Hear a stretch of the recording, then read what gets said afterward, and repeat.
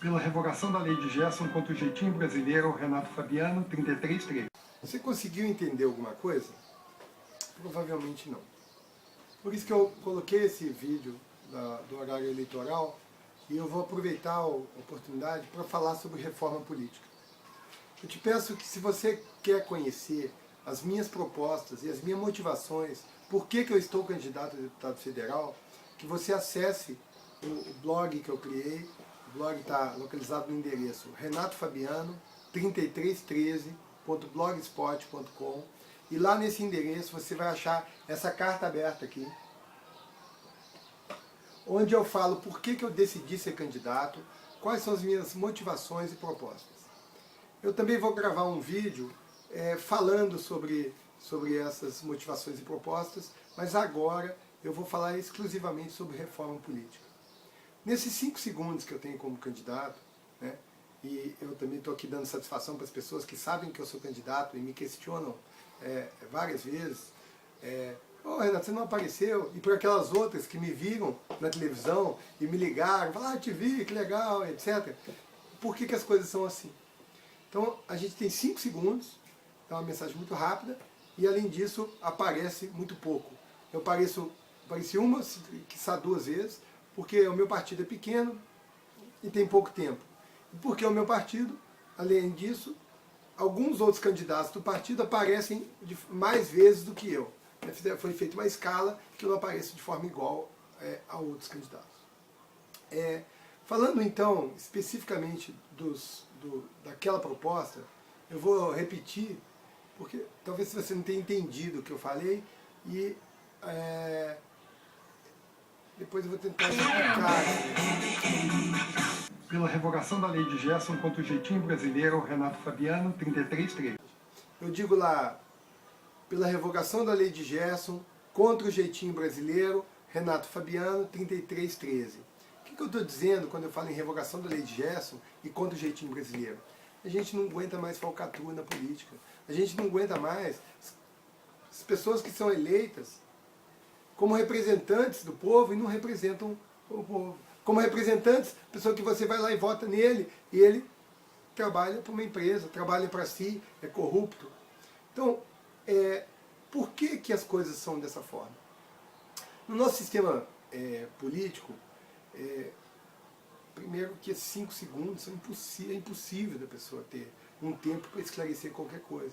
Então, dentro da proposta de reforma política que eu esclareci no documento que está no endereço renatofabiano3313.blogspot.com/2014/09/reforma.html, eu proponho que a reforma política tenha que contemplar, por exemplo, instrumentos que o candidato seja parte do processo de candidatura, o candidato fazer um acordo político em termos de um compromisso público de campanha. E que essa carta que eu mostrei há pouco e esse vídeo que eu estou fazendo aqui agora sejam obrigatórios para todos os candidatos. E assim a gente vai sair daquela janela de 5 segundos e vai poder falar com as pessoas. Além disso, o primeiro item da reforma política que eu coloquei na carta é que candidatos não possam receber verbas de empresas. Enquanto os candidatos estiverem recebendo verbas de empresas e estiverem usando esse dinheiro para chegar no eleitor, mas não mostrando nada de proposta, mas apenas enchendo as ruas de cartazes, de suas fotos com números em cima, ou colocando agitadores de bandeiras nas esquinas, esse dinheiro que esses candidatos utilizam, é um dinheiro que veio de financiadores de campanha. Ele vincula a ação do candidato após eleito a ter que retribuir a esses grandes financiadores essa doação. Então, a ação política do político eleito não pode ficar vinculada a nada. Enquanto muitos candidatos a deputado federal estão gastando 5 milhões e enchendo as ruas com suas fotos, a Dilma gasta 298 milhões, a Aécio 290 milhões e Marina Silva 150 milhões, são previsões de limites de gastos. algum tipo de vinculação eles vão ter com quem deu esse dinheiro todo para eles. Ademais, essa quantidade, para que a gente tem uma foto do Aécio a cada 5 metros, ou da Dilma, 8 cartazes da Dilma lado a lado, com uns mais 8 do Aécio, essa competição por espaço na cabeça do cidadão, não deve ser uma competição para enfiar uma foto com um número dentro da cabeça dele. Deve ser uma competição por oferecer propostas. Então, lá na reforma política que eu estou sugerindo, o primeiro item é esse, acabar com o financiamento por empresas. Tem outros itens importantes. Um segundo item que eu quero destacar é que a forma de apuração de votos seja mudada. As pessoas não estão felizes ou não querem votar em um candidato e o seu voto ir para outro. Não faz sentido candidatos muito famosos ou alegóricos, né, atraírem uma grande quantidade de votação e arrastarem consigo vários outros candidatos. Então, se alguém quer fazer um voto de protesto no Tiririca, que o faça. Agora, esse voto de protesto, esse voto de protesto vai contaminar a eleição e vai fazer com que o voto no Tiririca leve mais 2 ou 3 candidatos do mesmo partido. A minha proposta em relação à apuração de votos é que o voto que seja dado por candidato seja exclusividade do candidato. É um voto de confiança que o eleitor dá para uma pessoa. Esse voto é no candidato. De outra forma, se o eleitor quiser votar não no candidato, mas quiser votar no partido, então que ele vote na legenda. O meu partido é o PMN. Meu número é 3313.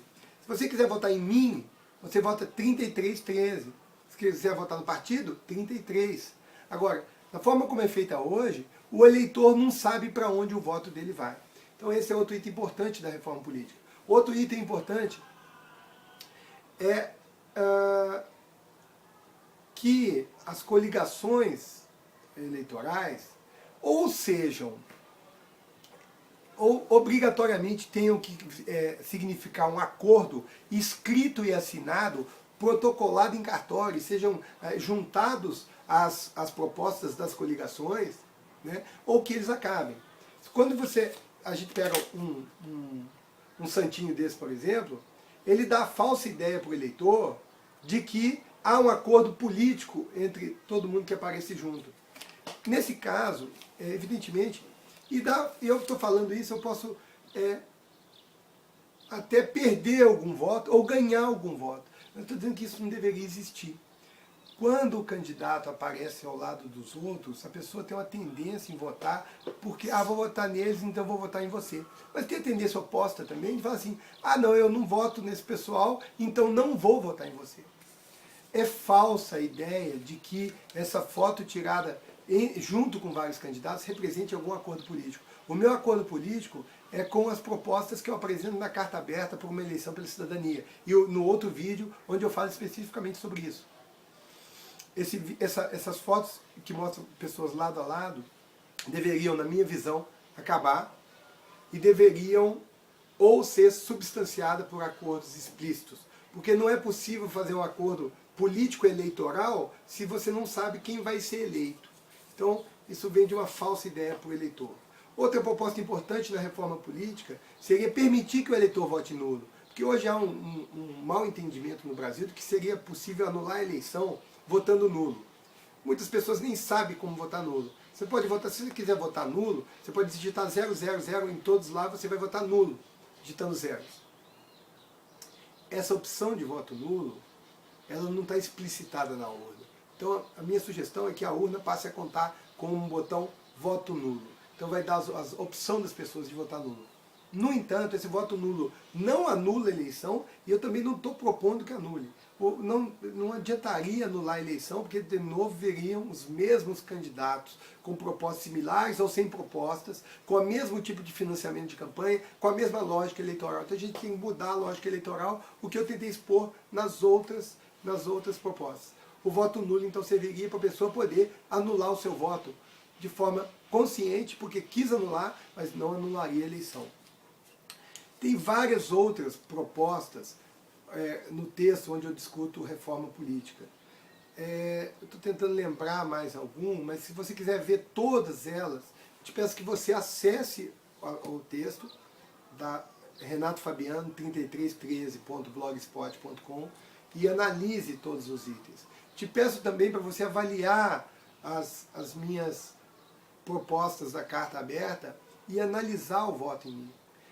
No outro vídeo, eu procuro dar essa mensagem que eu mereço a sua confiança. Estou eleitor porque eu estou eleitor. Eu estou candidato porque eu estou cansado de falcatrua também. A gente não aguenta mais os candidatos irem lá para representar as empresas que os financiaram. A gente não aguenta mais acordos políticos que escusos ou subterrâneos que na verdade impedem o país de avançar.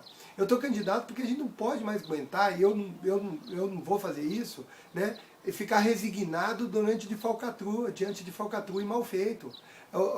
Os políticos estão lá desviando verba, pegando meu dinheiro, fazendo uma bagunça, trabalhando para si, e eu vou ficar calado. Então eu estou candidato porque eu pude ficar candidato. Eu liguei para o partido e falei, eu quero ser candidato, e eu estou candidato com a intenção de poder influenciar nesse sistema político que existe e poder criar lei para as pessoas que melhorem a vida da gente. Não faz sentido ganhar 26 mil reais e roubar.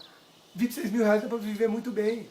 Só que o cara recebe 26 mil, ganha 1 milhão e 200 no mandato e vive o mandato para pagar os acordos políticos e de poder que ele fez.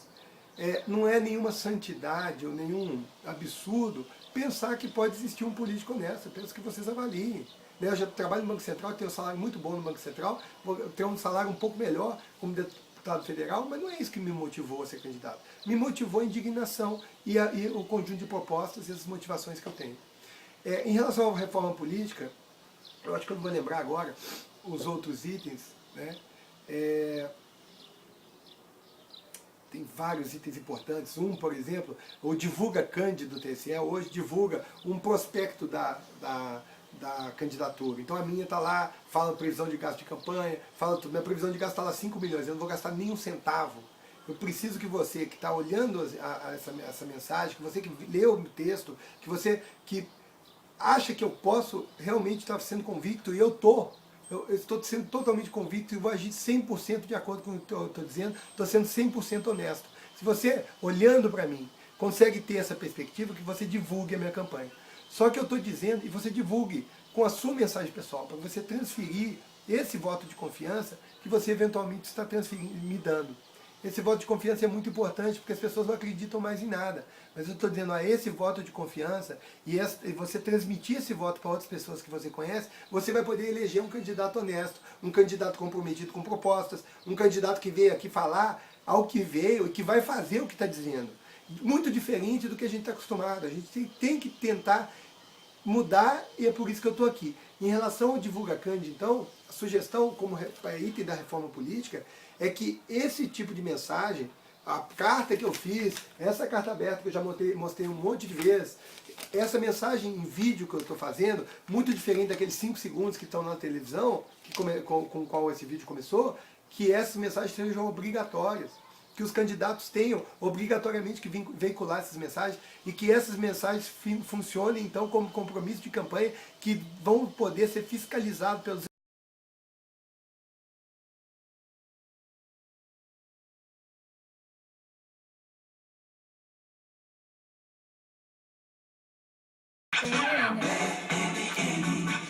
pela revogação da lei de Gerson contra o jeitinho brasileiro, Renato Fabiano, 3313.